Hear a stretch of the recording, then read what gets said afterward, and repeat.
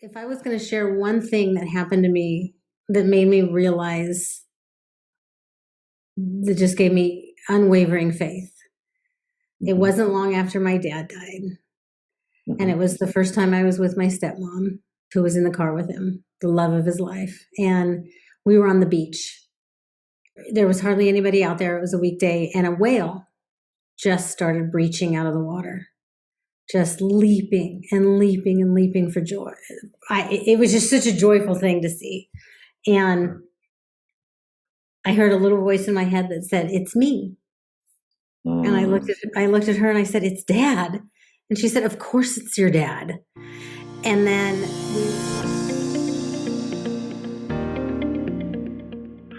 Welcome to the Wise Old Soul podcast. My name is Lee Chandler and I'll be your host.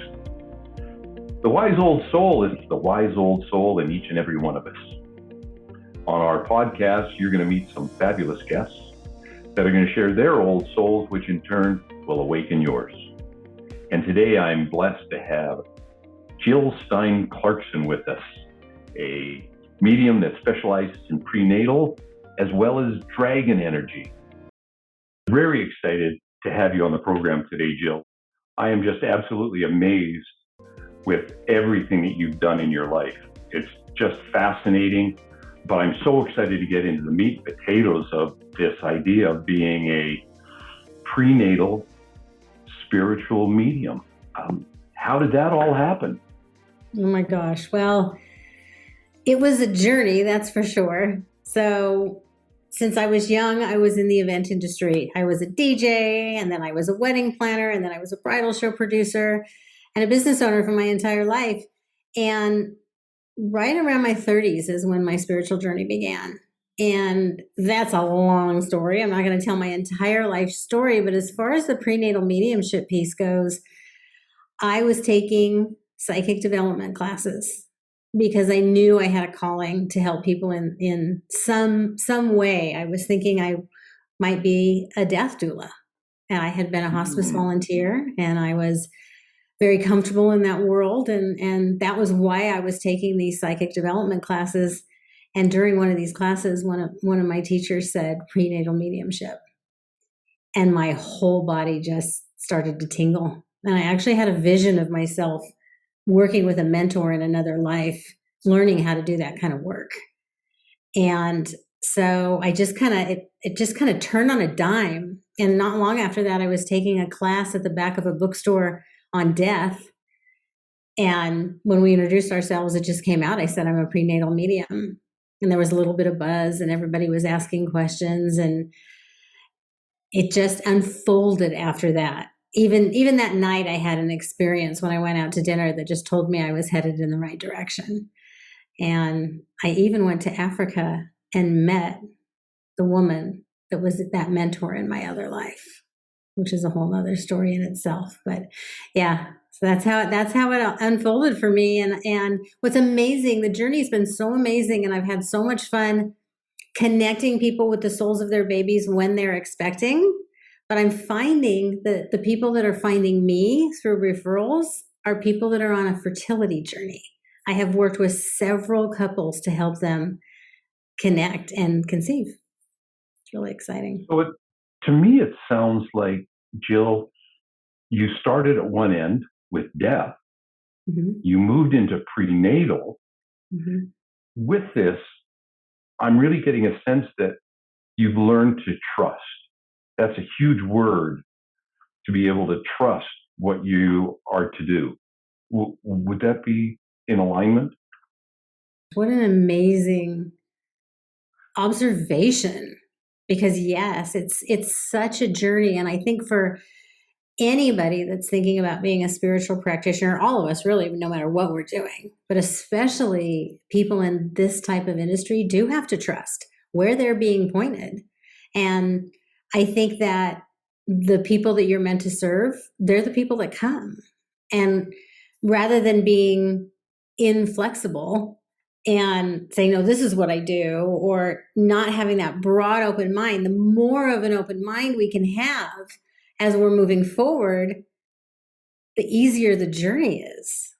Because then we can just go with the flow and help the people that come before us and say, okay, so this is kind of where it's leading now, with curiosity. Yeah. And so it's all about serving. And I also know that you started a charity and have been working in Uganda. It's now growing into India. Tell us a It's little not bit my about charity. It's not my charity, Lee. I support this charity, but it's not my charity.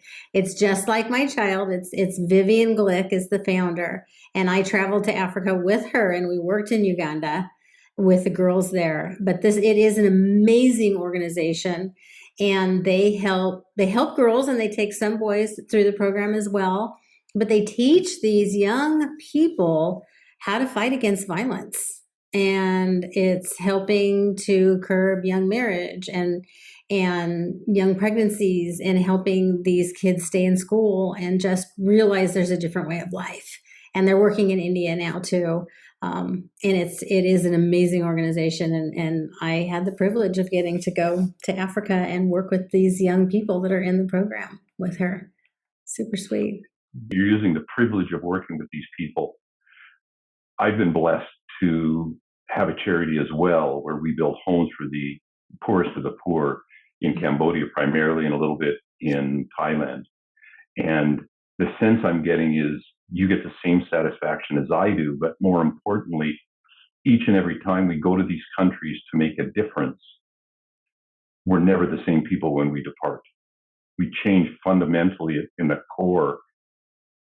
It's not noticeable on the outside, but we really do change when we serve the people. Yeah. And so now on the prenatal mediumship, you're continuing that servitude. You're giving to these people. You're helping them, especially in the fertility side. My goodness, that seems to be a very challenging time for a lot of people right now, is to be able to have babies. Maybe you could walk us through a little bit about that. I love talking about this part of my work because the readings I've been doing are they're so neat. And you mentioned being in service to the people, and I love being in service to the people here on the planet, but I also feel like I'm in service to the souls as well that are coming through. And for example, my very first experience with helping a couple conceive, it wasn't even a plan. She was taking me through a visualization, and I met a soul that was coming through as a very, very old man. And I found us right at the portal to where souls come in. And we walked, and I said, "What's going on?" And he said, "I'm afraid to be young again because I had a really rough childhood in my last life." And as we walked and talked, he got younger and younger. And he finally said, I think I'm ready. And so when I came out of my visualization with this woman, I said, "I'm just curious, are you trying to have a family?" And she told me, "Well, we tried for a while, but we're thinking of adopting now." And I said, "Well, there is a soul here for you." And the next time I got on a call with her, I said, "What are you celebrating?" And she said, "I'm pregnant." And it was just so sweet to get to be with that soul that was wanting to come, but needed a little support. And it's just all in the moment. It's not even something that I was expecting to do. And I have a lot of families that come to me that have already had kids that are wondering if they should have more. Because in this day and age of enlightenment, I think a lot of couples they feel the souls with them before they come. And some couples are thinking, well, we don't really know if we want more kids, but we feel like there's another soul for us. Or is there? And every story is so different. And I love the peace of mind that I can bring to these people and giving them some guidance around that decision. The soul is choosing to come, that you're picking up on, but at the same time, the parents are sometimes sending that message out to that soul. Yeah. A symbiotic relationship. And again, Absolutely. we're bringing in that famous word, trust. Mm-hmm. Mm-hmm. And allowing the couple or the people that are wishing to have that baby to trust that intuition, to trust that message you're getting from that soul. Yeah. And it takes a lot of trust for them, I think, to believe somebody that they're talking to about what the messages are that are coming through. And it's so different every time, from there not being another soul, the work that's coming through for them, to, oh yeah, she says you can make decisions all day long, but she's showing up. So it does take so much faith. As with any work like this, that's just the word. Because as a healer, I think it takes so much faith, knowing that you're making a difference, even though you can't see exactly what's happening immediately. You're just trusting that the work you're doing for somebody is good and is doing good things for their life. And as a medium and a channel, you have to learn to take out the filter and just let what comes through fly, because sometimes it makes no sense whatsoever. And you'll get a validation that, oh yeah, that does make sense to me. And sometimes you don't, but you do just have to know it takes practice. It's one of the things I teach when I teach my potential practitioners about, are they ready to start practicing, is, well, have you done it before? And have people given you feedback that you're doing something that's making a difference to them and helping them? And that's how you know that you're ready to start actually practicing. Yeah. Fabulous. What a gift. Jill, can you talk to me and the people that are listening a little bit more maybe about those that are having a challenge conceiving for whatever reason? I think we've all met people, and you had an example of someone earlier. They had tried several times. They maybe went through the medical system and they're just saying, hey, I guess it's not meant to be, but we'll adopt. And so often I hear, when someone decides to adopt, bingo, all of a sudden they're pregnant.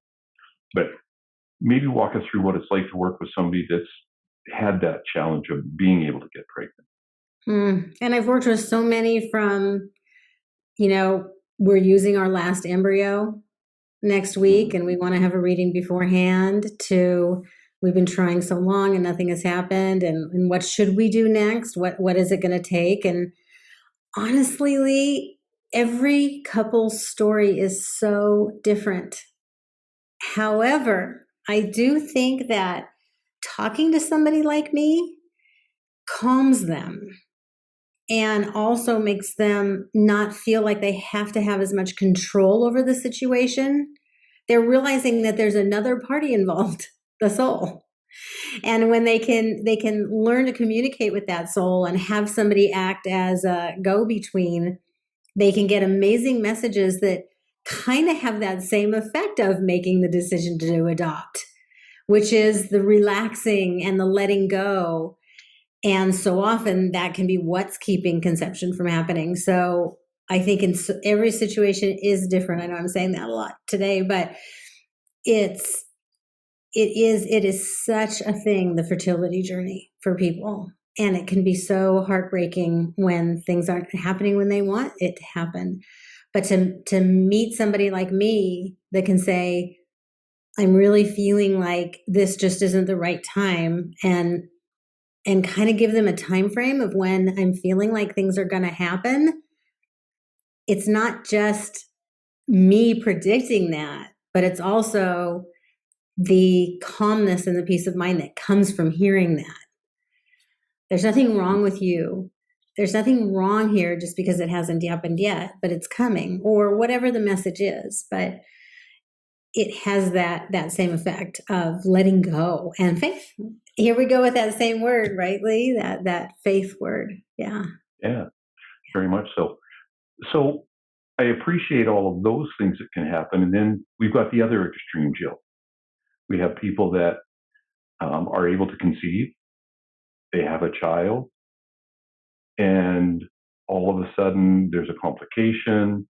The child, they miscarry, a stillbirth. That's got to be challenging, but there's still got to be a connection, I would think, with that soul that was in the body. There, a lesson maybe, or somebody who really wasn't ready. What have you experienced with those families? So much richness and so much beauty and love with people that have had miscarriages. I've worked with women that have had abortions, and the making that connection and getting some clarity is so healing. And I think, honestly, I've learned so much from working with women that have had miscarriages, especially around learning what can happen when a baby is in utero. Because I worked with a mom who was just about to give birth in a class of mine, and she had had a miscarriage. And the soul came through and said, I never had any intention of being born, but I came to heal my mom's body so that she could have my little sister. Wow. I've also spoken with souls that miscarried that also said, no, I really needed to give her wisdom and downloads, and it was so much easier for me to do it this way than to just be a guide for her whole life. There's that connection when they're connected, literally, that can create such a powerful opportunity to do so many things. And so some of the work I've done around babies that didn't come all the way has just been beautiful. And I had an experience in Africa about this, because when we were in Africa, we visited a hospital, and I got to go to the maternity ward. And the right side of the room were for moms who were having their babies or had had their babies, and the left side of the room were for the women that had lost their babies. And everybody was so up in arms about the fact that they were all in the same room. And I walked down the one side, and as I turned around to the other side, there was a woman sitting on the edge of a bed. And I looked her in the eye, and she smiled at me. And I just felt a connection with her around the fact that whether a soul comes and lives for a few months in utero or 90 years on the planet, they've still lived a full life. They've still accomplished, they've still learned, they've done what they came to do. Here in the Western world, I find that we are so locked into the medical side of things. And God bless the medicines that we do have. Thank goodness we have them. There's a time and place for everything. Yet, listening to your story of Africa, it really sounded like these women understood that everything was in perfect order for them. What happened was meant to happen. I'm sure they're disappointed, but at the same time, it almost sounds like they're still extremely happy for their sisters on the other side of the hall or the other side of the room. I think so. I think it is different there. And I think, everybody that had come from this side of the world, they view it the way everybody views it here. And I could just feel to my bones that the attitude was different, that there was more faith and knowing, and who knows, maybe relief. So a very different feeling. Same thing at the same hospital. When we pulled up in the bus, there's a building out front, and right across the building, right in the front of the hospital, it said morgue. And I thought, it wasn't hidden in the basement, right, trying to keep everyone there from knowing what might be coming. It's different. The view on death, it seemed very different to me. Sure. We all end up there at some point from this physical incarnation. Whether we come back again or we've been around a zillion times, we can have lots of discussions about that. But I absolutely adore the stories and the things that you tell us, and the gifts that you've been able to share with these women, and I'm sure with the men as well. This is not easy for a potential father either.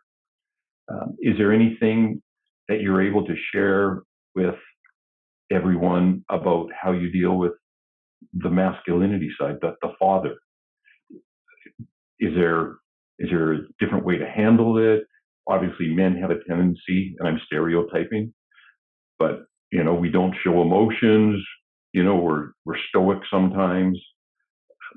it's got to be just a heck of a ride for the potential father.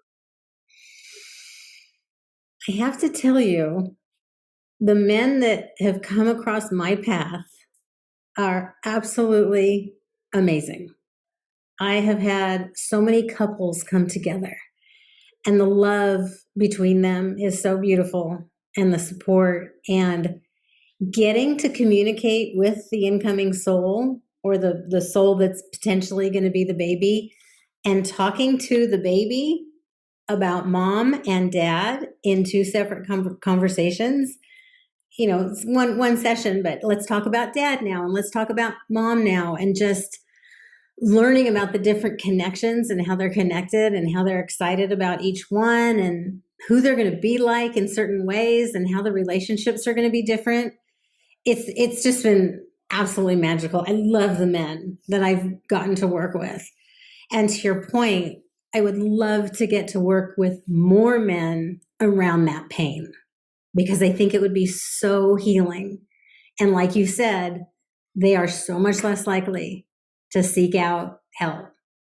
Whereas, a mom ends up in one of my classes and she will open up about a miscarriage or an abortion. And whereas, the men, not so much, because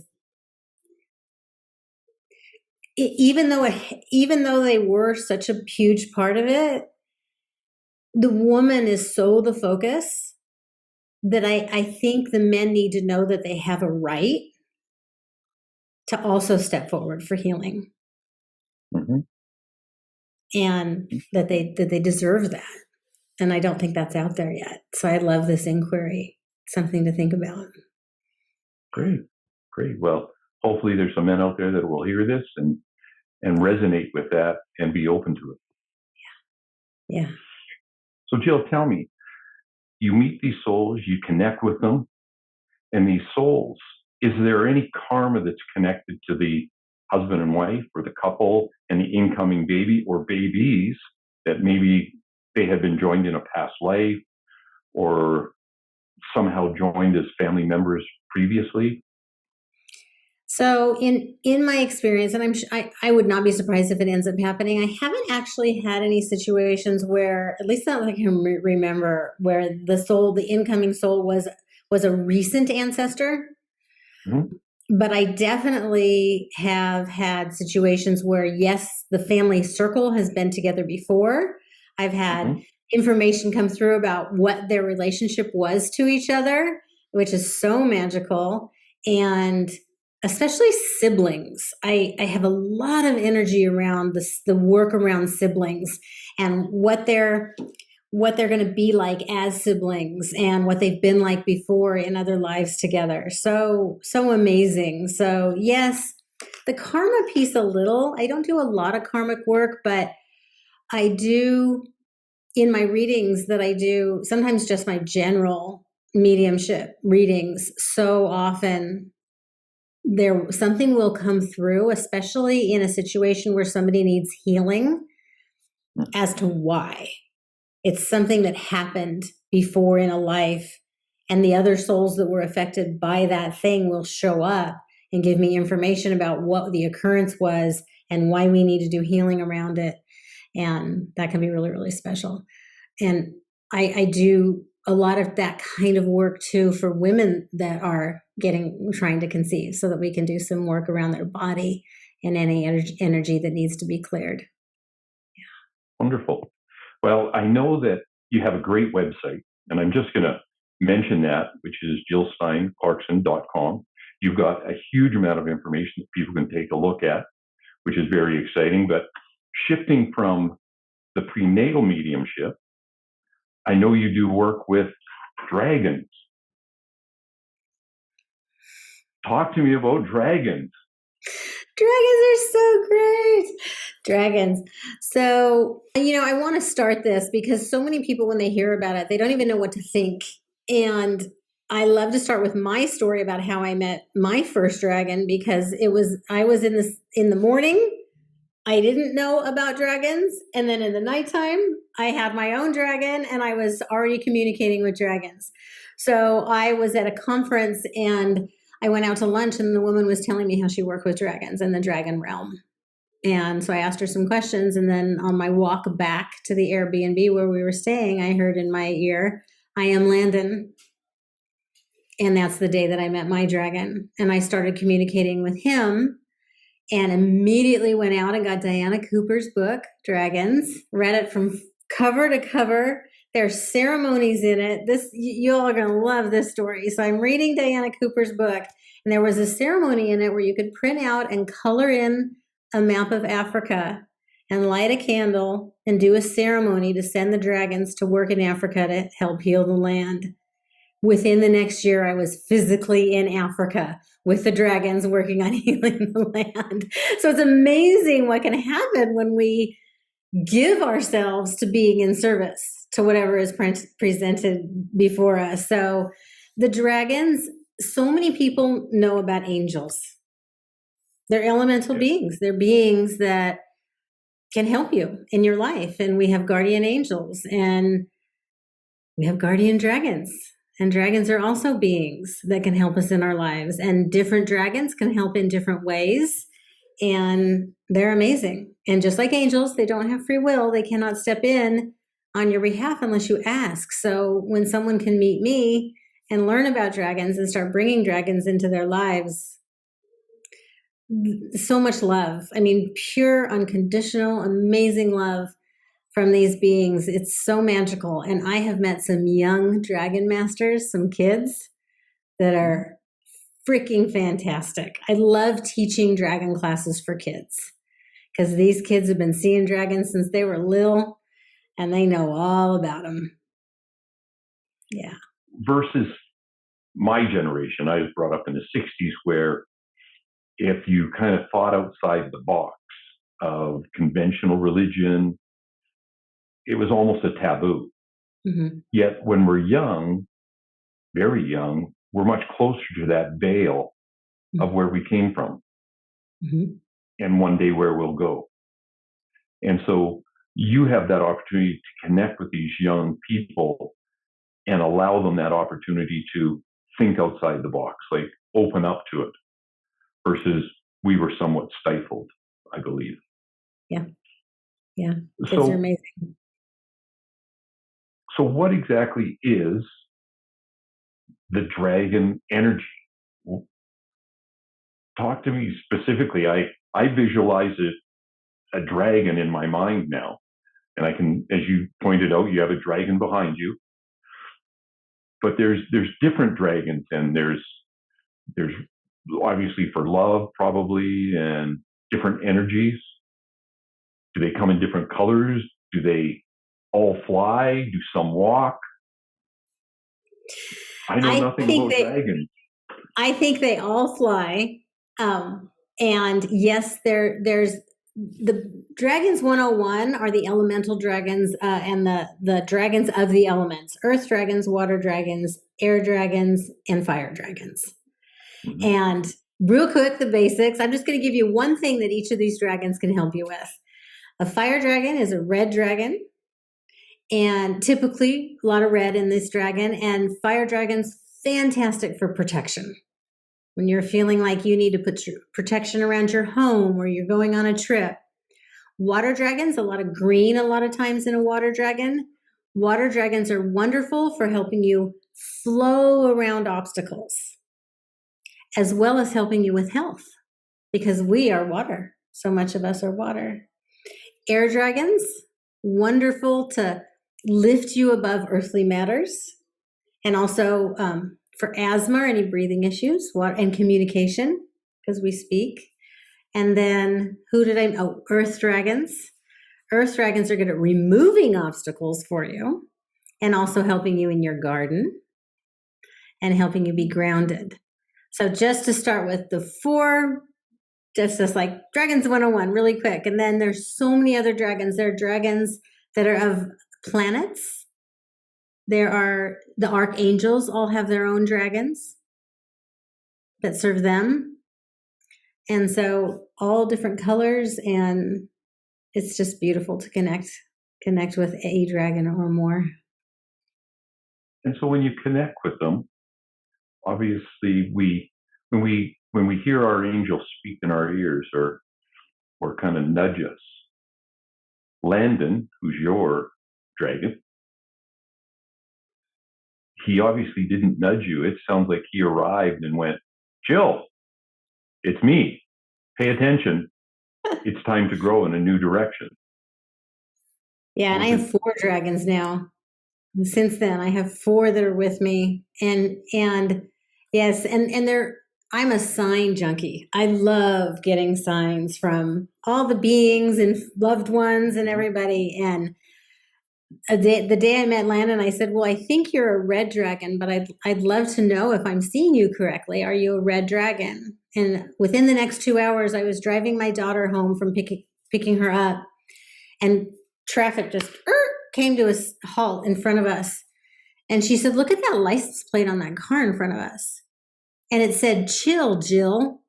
And it was a red Corvette. And I said, "Well, not only are you a red dragon, you're a badass red dragon." Yeah. So he let you know. Clear enough? Clear enough. And I love pulling dragon cards for people. I mean, I have dragon oracle cards, and we pull them, and they can give us messages that way. And love connecting people with their guardian dragons. It's just so wonderful. Perfect. Now, do you take both sides of, we've talked about 2 sides of your gifts, of dragons and prenatal work. Do they crisscross? Does one ever kind of work in conjunction with the other? You would think a little more than it does, but not so much. Of course, I have clients that are interested in both, that love both, and we'll talk about both in one reading. But I don't find that when I'm doing the prenatal work, I don't find that the dragons are particularly involved in that process.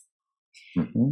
And it's interesting because every time I go to teach a class, I always ask on the way, is there something I'm supposed to share with the people today? And I was inspired one day to ask, who's helping who's helping with what when a child is being born? I wanted to know what was happening on the other side as a being was being ready to come and be a human being.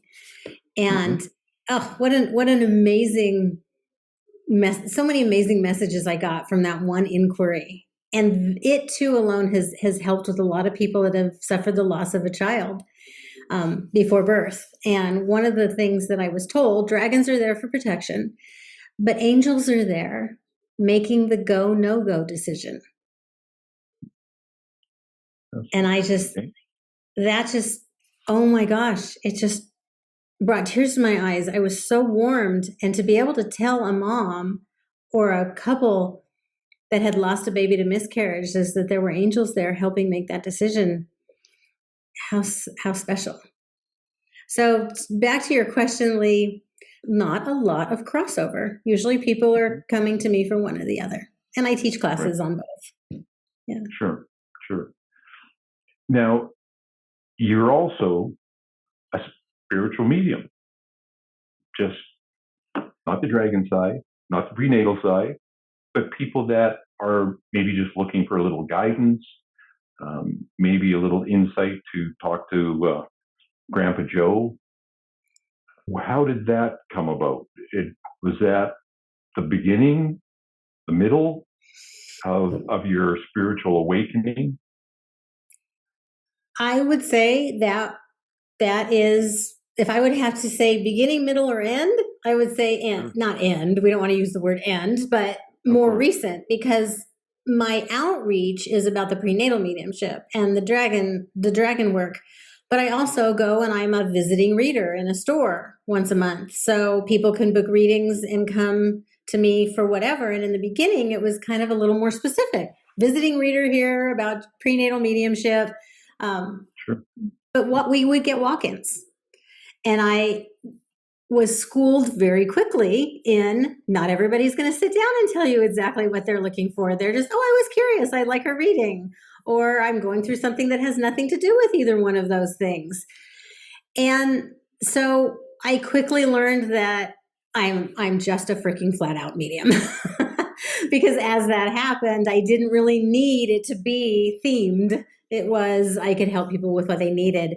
It's interesting because my biggest challenge is when the more people ask me questions, the more my channel opens up and the more information I get from their guides or whoever it is that wants to give them information. The challenging ones sit down and say, I don't know, I was just curious, or I'm just having a really hard time right now, or whatever it is. So I learned to do scans. And so if somebody sits down and I don't know, what it is that they don't have anything specific they want to work on, I will either do a body scan or I'll do a life scan. That's my favorite.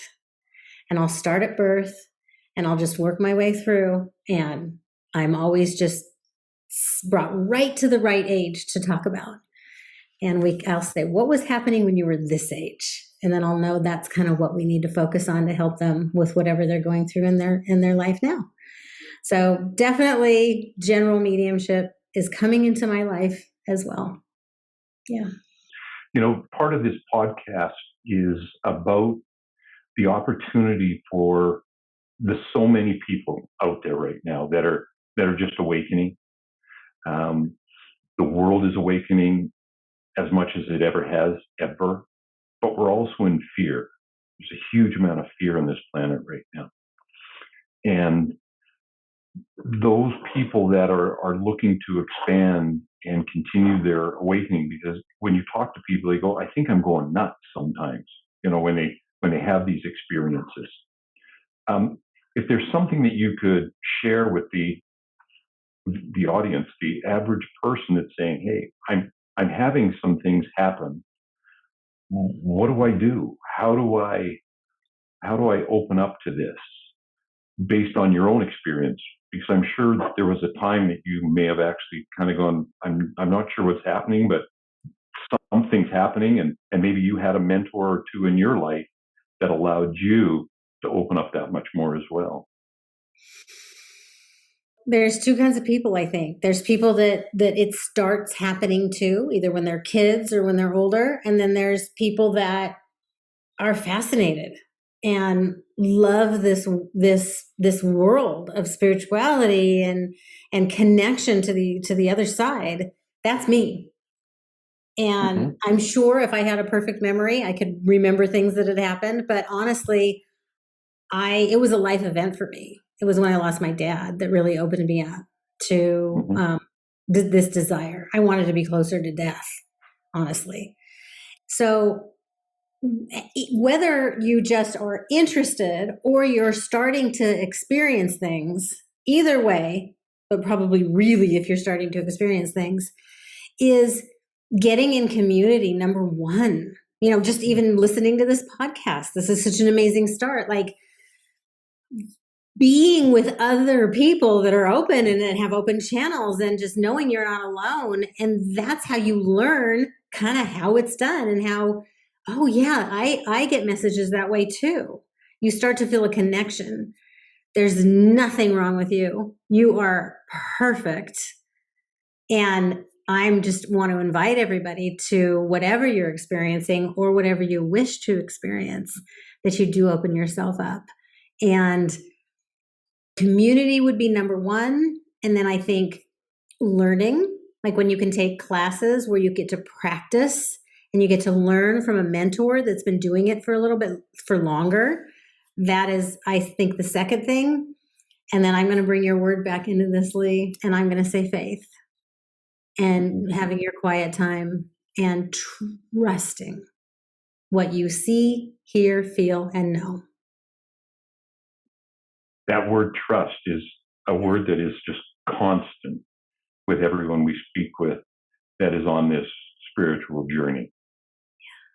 Would you mind sharing with me, you touched on it, I heard that things really started to happen for you, Jill, when the passing of your father.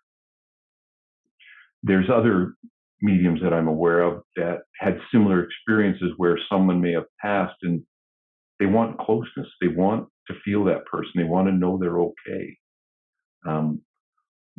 Would you be willing to share that story a little bit with us? Absolutely. So my dad was my best friend, is my best friend. I mean, my dad, he raised me. It was just him and I for a long time, starting when I was pretty young. And I even used to say, I can get over anything in a half an hour as long as nothing ever happens to my dad. And when I was 30, I got a phone call from my aunt. She left a message, and I got on the phone, and she said, your dad and Bonnie were in a car accident last night, and Bonnie's in the hospital, and your dad's dead. And I was on the floor with the robe over me, just yelling, please don't take my dad. Please don't take my dad. And the dog was barking, and it was chaos all around. And I was so lost. And so I went to a bookstore, and I went to the spiritual section, and I just stood there and said, all right, I need something. And a little tiny paperback that was called Hands That Heal by Echo Bodine lit up. And I read it from cover to cover that night. And I realized that my hands started heating up. Mm-hmm. And that was the beginning of me practicing as a spiritual individual. And I started doing hands-on healing. And I was interviewing a couple to sing music at my mother's wedding. And they had 2 seeing eye dogs, an older one that had been retired and a young one. And she went off to take a phone call. And the older dog walked up to me, and my hands got hot. And normally I would never lay hands on somebody's animal without them giving me permission. But she was blind. And I thought, well, if she walks back in the room, I'll just stop and she'll never know. And so I did. I put my hands on this dog's hips, and I got to do a healing on this dog. And, having a being just seeing that in me and walking over to me and just knowing that I could help this dog. I mean, I was hooked. I was absolutely hooked. And that's when I became a hospice volunteer. And that whole progression led me to where I am now. I've always believed that we're all gifted when we're born. I think some gifts are stronger than others, but the fact is we all are gifted. And tonight you shared with us your story, which is, again, learning, working at it, practicing, and trusting you have it.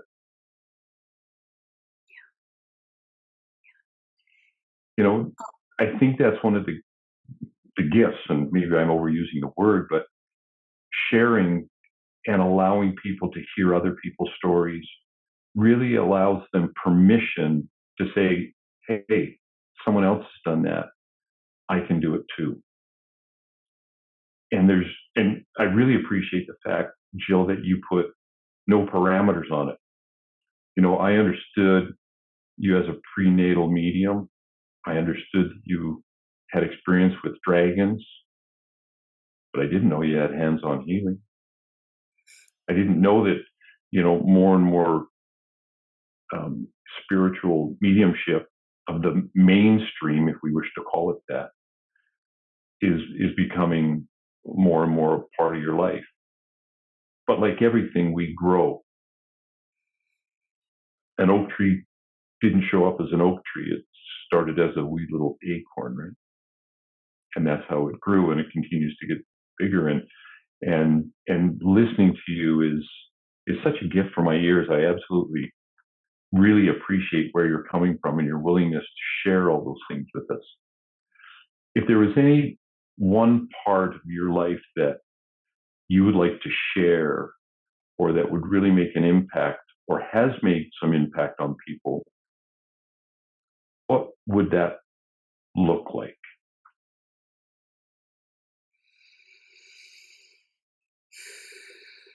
There's so many fun stories that I love to share. Sure. But if I was going to share one thing that happened to me that made me realize, that just gave me unwavering faith, it wasn't long after my dad died. And it was the first time I was with my stepmom, who was in the car with him, the love of his life. And we were on the beach. And there was hardly anybody out there. It was a weekday, and a whale just started breaching out of the water, just leaping and leaping and leaping for joy. It was just such a joyful thing to see. And I heard a little voice in my head that said, "It's me." And I looked at her and I said, "It's Dad." And she said, "Of course it's your dad." And then we left the beach and we went to do some thrift store shopping. And we walked into our first store, and there were video games, and then there were all of those. They used to have them on the side of the road, the big posters, the framed posters, just stacks of these framed posters. And one poster had been taken out and was sitting up on a video game. So as we walked into the store, there it was. And it was that whale. And across the bottom of the poster, it said, "Rejoice." I think your dad was jumping for joy in the ocean. It brings a tear to my eye just knowing that when we listen and when we ask for some form of verification, it's there. It will be there. We just have to look for it. And sometimes we think it's subliminal, and other times when we're not paying attention, we finally have to kind of go, "Hey," and really yell at us and make it bold and a huge statement. Do you still find right out of the blue, you hear your dad saying, "Jill"? It's so interesting. There was a time when he was giving so many messages and we were seeing him so much. Sure. And then there's a time when we're not. And I've learned this when I work with people to tell them there will be times when you'll receive lots of connection and lots of messages. There'll be other times when you won't, because they're probably they're busy. They're doing things. And also sometimes, this is so interesting. They're sometimes not right away after death will they receive messages, but then after a little while they will. And I think depending on how we die, things happen as we move to the other side. Sometimes we need to rest a little while before we can start making contact. But I've also learned through the prenatal piece that the souls don't always spend a lot of time in their bodies in the very beginning. And I've been able to help some mothers that were feeling like they weren't really connecting with their newborn. And I've been able to say, well, your baby's spending a lot of time outside of its body right now, but he or she says full integration by this date, everything's going to feel a lot different at that time. And astral projection, I mean, what an amazing thing, even for babies. But just back to your point, I think it comes in waves. It's probably either because we need it, or there also is something going on over there that we just don't know about. Sure. But they're fine. Sure. Yeah. Jill, I had an experience with my father several years after he passed. And I too was down in the Caribbean at the time. And I'm not going to get into all the details, but I ended up walking with him outside. And when we got to the room that I was staying in, we turned and I looked in and I saw my own body in there. And it was like a lightning bolt firing me back into my body. I literally kind of, it was rather startling. As I was lying there going, my goodness, I don't know what happened. And up in the corner of my room, it's like a sparkler goes off. And all of a sudden, my father's face started to appear in that corner and came within inches of my face. And I'm lying there with tears just flowing out of my eyes. And my father said to me, your eldest brother's going to be fine. My middle brother had just gone through stem cell transplant with me, and he was going to be fine. Your mother's going to be fine. I want to let you know that I love you, because those were words that were not used in my family as we grew up. And he said, I do want to tell you, though, that this will not happen again. Mm. This is the last time that this will have, first and last time, but I just needed you to know this. And he faded back. And when he got to the corner, it was like that little sparkler went off again. And I remember just lying there with these tears flowing out of my eyes in the middle of the night, going, I don't know what happened. And a couple of other French words came out of my mouth that I can't repeat on the podcast, but I did say thank you. It was that moment of clarity that allowed me to know that even though my father's life near the end wasn't as healthy as it could have been, he's totally fine now, and that he knew we would be fine. And it gave us permission to truly let him go and let him be as he may on the other side. But when those things happen, you know there's something more to life than what we experience on a day-to-day basis here in this incarnation. And thanks, Dad. Oh my goodness, what an amazing gift for you. And I love that he said to you, I'm not coming back. Mm-hmm. This isn't going to happen again, because now you're not looking all the time. You know he's fine. You'll know you see him again someday, but you're not looking all the time. You just know you can just be. That's right. My heart was at peace. Yeah. My heart was at peace. So it was a fabulous gift. And so thank you for sharing yours, because it just brought that one back to me. And it's such a fond memory. Such a fond memory. Mm. So, well, Jill, there's so much we can be talking about. We've had this opportunity to chat for quite some time. How can people find more about you? Where can they learn what you teach? Talk to me. Tell me where they can find it, please. Everything is on the website. If they just go to jillsteinclarkson.com, they'll see about the prenatal mediumship. They can learn a little bit about the dragons. If they're interested in one or the other, they can sign up so that they'll get emails and notifications when I'm talking about those things. And, it is my mission to normalize energetic medicine. And in order to do that, we're going to need a lot more people practicing it. And that's why I'm doing what I'm doing now. And I don't teach people how to be spiritual practitioners. Right. That's up to them and their mentors. What I teach people how to do is to have a business doing it and to handle all the challenges that we face that are unique business owner challenges because we're spiritual practitioners, and helping people get past the doubt and the comparison and the fear of exposure. I mean, all the things that we go through.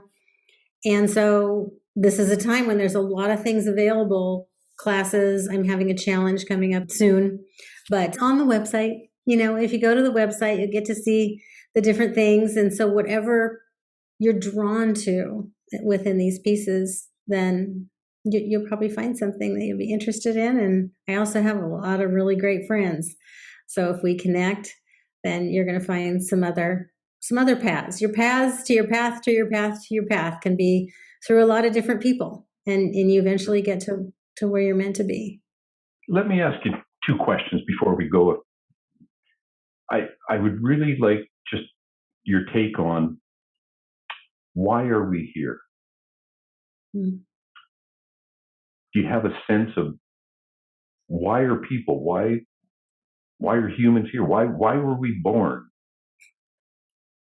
Honestly, Lee, I have my own opinion of that. And then I also have the answer that I get when I tap in. And when I get the answer I get when I tap in, the word is love. So when you were asking me the question and I tapped in, that absolutely was the word that I was given, love. Well, couldn't we just all be on the other side loving each other and everybody would be fine and we wouldn't have to deal with any of this other stuff? So why really are we here, having these experiences we are as human beings? And I think we're here to learn. And I think we're here to connect in ways that we can only connect when we're human beings. Mm-hmm.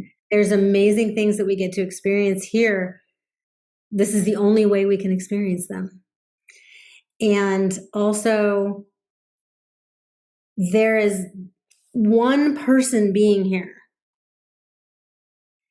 So many souls can tap into what we're learning, what we're feeling, what we're doing. And so it's not just you. You're not just here for you. You're creating this thing that the collective conscious can tap into and learn from. And when I talk to my healers, when I talk to my people that are doing readings where they're healing ancestral trauma, or they're just doing a Reiki healing, thousands of souls can come and be in the space and also benefit from the healing. And I think that just speaks to the collectiveness, of being here, and we're experiencing. We're here to experience. I think we're just here to experience. Beautiful. Thank you. And if you could name one book, and I appreciate you're in the process of writing a book that hopefully we're going to see in the next year, that we're very excited about seeing. But if there's one book that you could share with somebody, say, you know what, this is one book you need to go out and read. Do you have one? Lee, can I recommend a movie instead? Absolutely. Burn Your Maps. Burn Your Maps. Yeah. Perfect. I've read a lot of books I love, but in the moment, I'm just being said, no, tell everybody about Burn Your Maps. That's good. Lots of people love watching versus reading or listening. So that's wonderful. I appreciate you taking the time. Jill, thank you. Thank you again. I look forward to having an opportunity to speak with you again in the near future. I wish you all the success in the world. You're such a gift. Thank you so much for being with us. Thank you, Lee.